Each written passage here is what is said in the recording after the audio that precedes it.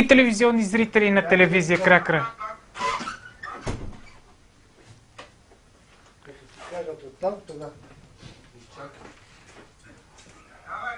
Здравейте, драги телевизионни зрители на телевизия Кракра. Вие сте с ретрокласацията ТОП 10. На първо място Албано и Ромина Пауър с песента Феличита.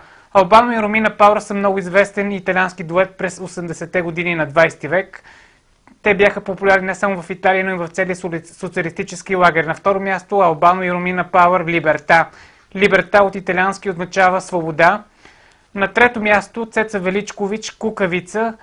Цеца Величкович е родена в село Житораджа, Южна Сърбия. На 5 години започва своята музикална кариера.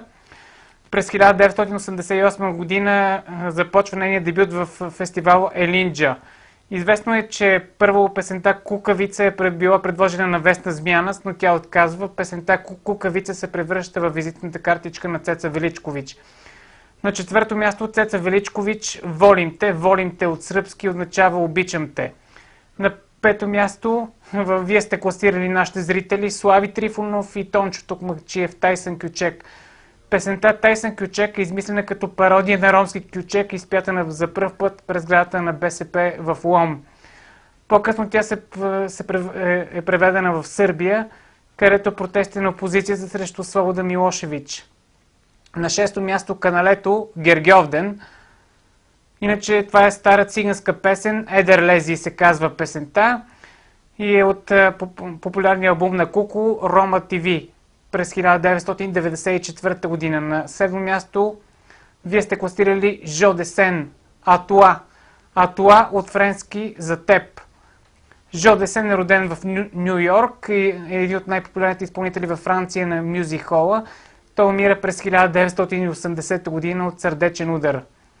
На 8 място вие, нашите зрители, сте класирали Мадона, Like a Virgin. Мадона, истинското име е Мария Луиза Чикони. Тя е известна като кралицата на поп-музиката. Песента Like a Virgin печели наградата на MTV за най-добра песен за 1985. На 9 място Мадона, Material Girl, материално момиче. На 10 място вие сте класирани Рени, Искам те. Рени е родена в Плевен.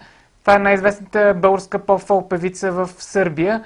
Песента е кавър на песента на Цеца Величкович Волим те. Вие може да гласувате на имейл bg.abv.bg и в нашата фейсбук страница Pop-Folk Time.